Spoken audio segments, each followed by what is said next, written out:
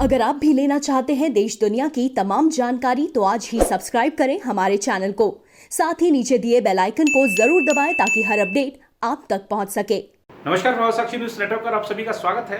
गलवान घाटी में भारत और चीन के सैनिकों के बीच जो हिंसक झड़प हुई थी उसके बारे में सबसे ताजा अपडेट ये है कि लेह लद्दाख में वायुसेना को एकदम हाई अलर्ट पर रखा गया है और वायुसेना प्रमुख RKS भदौरिया ने आज लेह लद्दाख और श्रीनगर का दौरा किया है। और इसके अलावा अगर हम बात करें जो भारत और चीन के बीच जो हिंसक झड़प हुई है उसके बारे में तमाम राजनेताओं के बयान आ रहे हैं, लेकिन इस पर सुब्रमण्यम स्वामी क्या सोचते हैं? सुब्रमण्यम स्वामी चीन के खिलाफ लगातार बोलते रहे हैं और अब उनका कहना है कि चीन ने जो भारतीय जमीन पर कब्जा किया हुआ है, भारतीय जनता पार्टी की जो विचारधारा है, भारतीय जनता पार्टी की जो नीति है, जितना वो समझते हैं भारतीय जनता पार्टी को, उसके मुताबिक भारतीय जनता पार्टी उससे वो जमीन वापस लेगी। जो कब्जाई हुई, जो चीन ने अवैध कब्जा किया हुआ है, वो जमीन भारतीय जमीन वापस लेगी और इसके लिए किसी भी स्थिति तक जाना पड़े बीजेपी को इसकी परवाह नहीं होगी। सुब्रमण्यम स्वामी का कहना है कि गतिरोध के दौरान चीन ने जिस जमीन पर कब्जा किया है उसे भारत को वापस लेना चाहिए, क्योंकि अधिकतर भारतीय चाहते हैं कि देश इसके लिए लड़े। विदेशी पत्रकार क्लब की ओर से आयोजित वेबिनार में जब सुब्रमण्यम स्वामी से पूछा गया कि अपनी जमीन वापस लेने के लिए क्या भारत युद्ध के स्तर तक भी जा सकता है, तो सुब्रमण्यम स्वामी ने कहा, मैं अपनी पार्टी की भावना समझता हूं, मैं जानता हूं कि हम किस आधार पर सत्ता में आए थे और अगर हम यह ज़मीन वापस नहीं लेते तो यह हमारे लिए आत्महत्या जैसा होगा। इस बात से फ़र्क नहीं पड़ता कि इसके लिए हमें क्या कीमत चुकानी पड़ेगी। उन्होंने आशंका जताई कि रणनीतिक तौर से समस्या का हल नहीं निकलेगा। उधर भारत और चीन की सीमा पर गतिरोध के बीच राम मंदिर न्यास ने अयोध्या में मंदिर का निर्माण कार्य आरंभ करने की योजना निलंबित कर दी है। पूर्वी लद्दाख की गलवान घाटी में चीनी बलों के साथ झड़प में 20 भारतीय जवानों के शहीद हो जाने की घटना के कुछ दिन बाद यह फैसला किया गया है।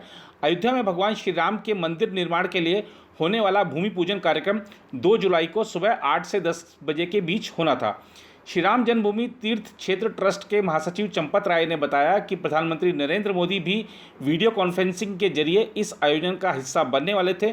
चंपत राय ने कहा कि भारत चीन की सीमा की परिस्थिति गंभीर है, देश की सुरक्षा हम सभी के लिए सबसे पहले है। मंदिर निर्माण कार्य को शुरू करने का यह सही समय नहीं है।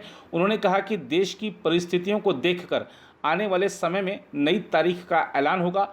इसकी जानकारी वेबसाइट पर अपडेट की जाएगी। इससे पहले ट्रस्ट के पदाधिकारियों ने शहीद वीर सपूतों को श्रद्धांजलि दी। अभी तक का जो कार्यक्रम था उसके मुताबिक 3 जून को रामलला के दर्शन के लिए आए राष्ट्रीय स्वयंसेवक संघ के सर कार्यवाह भैयाजी जोशी श्री राम जन्मभूमि की पवित्र मिट्टी लेकर गए थे। उन्होंने वह मिट्टी प्रधानमंत्री तक पहुंचाई थी। कहा जा रहा था कि प्रधानमंत्री 2 जुलाई को निर्धारित मुहूर्त में परिसर की मिट्टी का पूजन करेंगे और अपने प्रतिनिधि व मंदिर निर्माण समिति के अध्यक्ष नृपेंद्र मिश्रा के हाथों अयोध्या भेजेंगे। यहाँ भूमि पूजन में मुख्यमंत्री योगी आदित्यनाथ, ट्रस्ट के पदाधिकारियों और संतों महंतों को शामिल होना था।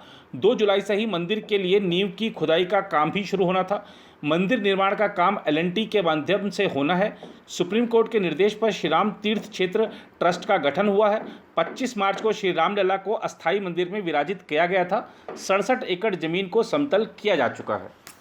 वाकई ट्रस्ट का ये जो निर्णय है, ये समय की जो मांग थी और ठीक है, मंदिर निर्माण की साइड की जो बाधाएं हैं दूर हो चुकी हैं, लेकिन फिलहाल जो देश है उसकी कुछ और ज़रूरतें हैं। उनको देखते हुए अगर हम मंदिर निर्माण का काम शुरू करते हैं तो हो सकता था कोई इस पर आपत्ति जताता। विवादों से दूर रहना, मंदिर निर्माण के कार्य को विवादों से दूर रखना, ये काम जो ट्रस्ट ने किया है बहुत बेहतरीन काम।